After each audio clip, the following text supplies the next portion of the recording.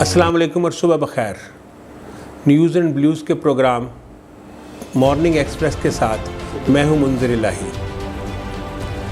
गुज़िश्ता हफ्ते काबुल बल्कि पूरे अफ़गानिस्तान में तालिबान का तसल्लुत कायम होने के बाद एक सवाल पूरी दुनिया में बड़ी शिद्दत के साथ ज़ेर बहस है कि अब अफ़गानिस्तान का मुस्तक़बिल क्या होगा। अफ़गानिस्तान की सियासी और जोग्राफ़ियाई अहमियत से तो सब वाक़िफ़ हैं, लेकिन इसके साथ साथ अफ़गान अवाम के जंगजूयाना मिजाज से भी पूरी दुनिया आशना है। अफ़गानिस्तान की तारीख़ पर नज़र डालें तो गुज़िश्ता 100 साल में 3 बड़ी ताकतें अफ़गानिस्तान से नाकाम लौटी हैं। पहले बरतानिया, उसके बाद सोवियत यूनियन अफ़गानिस्तान से नामुराद वापस आया, और अब 20 बरस गुजारने के बाद और तकरीबन $3 खरब और हज़ारों जानें गंवाने के बाद अमेरिका और उसकी इत्तेहादी फ़ौजें, नेटो की फ़ौजें अफ़गानिस्तान से वापस जा चुकी हैं। ये सवाल वाकई बड़ा अहम है कि इन फ़ौजों की वापसी के बाद अफ़गानिस्तान का मुस्तक़बिल क्या होगा। अगर हम पिछले एक हफ़्ते के वाक़यात पर नज़र डालें तो सबसे जो काबिल ज़िक्र चीज़ है वो ये है कि रूस और चीन ने फ़ौरी तौर पर तालिबान से दोस्ती का हाथ बढ़ा दिया है, लेकिन दूसरी तरफ भारत बहुत परेशान है।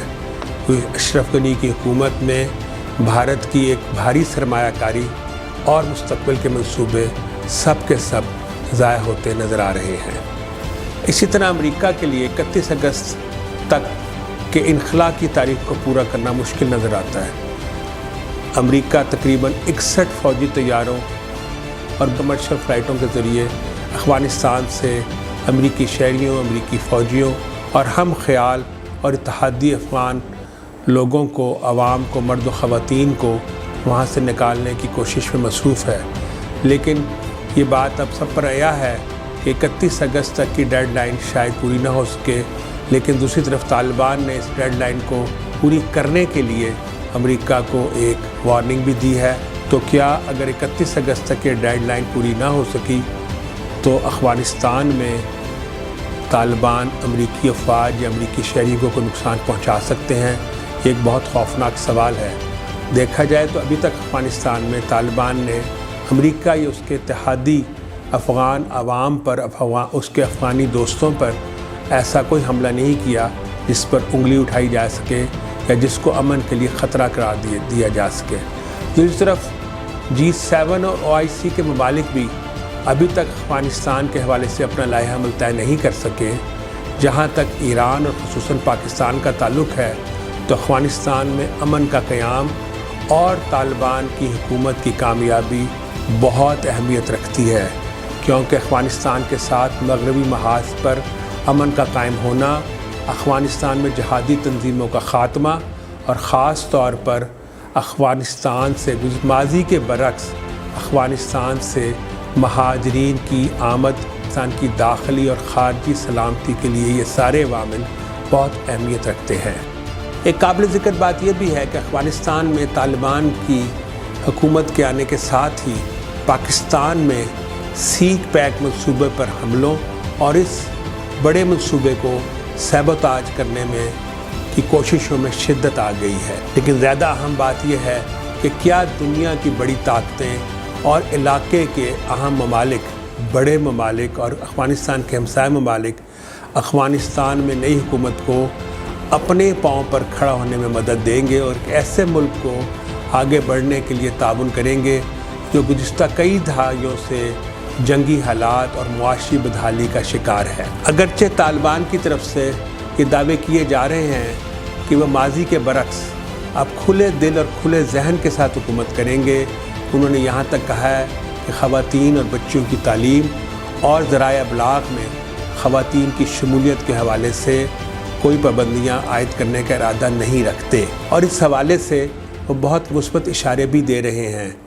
आज अफ़गानिस्तान के मरकज़ी बैंक के सरबराह का तकर्रुर और वज़ीर तालीम की तैनाती भी इस अमर की तरफ इशारा कर रही है कि तालिबान हुकूमत साजी और मुस्तक़बिल के मंसूबों के हवाले से संजीदा कोशिशें कर रहे हैं। लेकिन यहाँ ये बात कहना बहुत ज़रूरी है कि तालिबान की हुकूमत की कामयाबी और मुस्तक़बिल में उनके आगे बढ़ने का बड़ा इन्हिसार इस बात पर होगा کہ کیا وہ اس سارے عمل میں اور آنے والے انتخابات میں افغانستان کے عوام کی حقیقی شمولیت کو یقینی بناتے ہیں یا نہیں۔ افغانستان میں طالبان کے سیاسی استحکام اور مستقبل کی حکومت کی کامیابی کا انحصار وادی پنجشیر میں طالبان کی ممکنہ کامیابی پر بھی ہے۔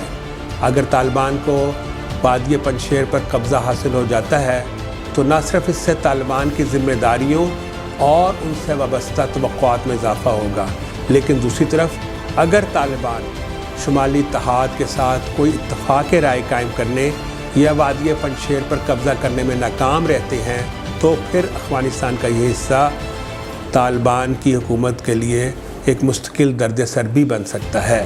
آنے والے چند ہفتے افغانستان کے لیے بہت اہم ہیں۔ افغانستان میں امن کا قیام اور سیاسی استحکام اس لیے بھی اہمیت رکھتا ہے کہ اگر طالبان اس مقصد کے حصول میں ناکام رہے شاید یہ ملک پہلے سے بھی زیادہ بدامنی اور بدحالی کا شکار ہو سکتا ہے۔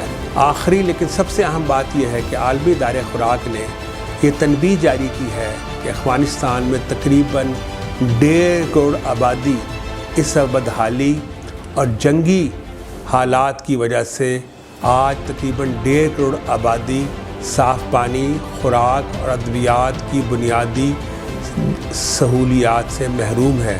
اور زیادہ اہم بات یہ ہے کہ سخت سردی کے آنے اور برف باری کا موسم شروع ہونے سے پہلے ان متاثرین کو خوراک اور ادویات کی فراہمی بہت اہمیت کی حامل ہے، اور یہی اس وقت انسانی حقوق کے علمبرداروں اور عالمی طاقتوں کے لیے سب سے بڑا انسانی چیلنج ہے۔ ناظرین، آج کے لیے اتنا ہی۔ نیچے دیے گئے کمنٹ باکس میں اپنی رائے کا اظہار ضرور کیجیے گا۔ باخبر رہیے نیوز اینڈ ویوز کے ساتھ۔ شکریہ اور اللہ حافظ۔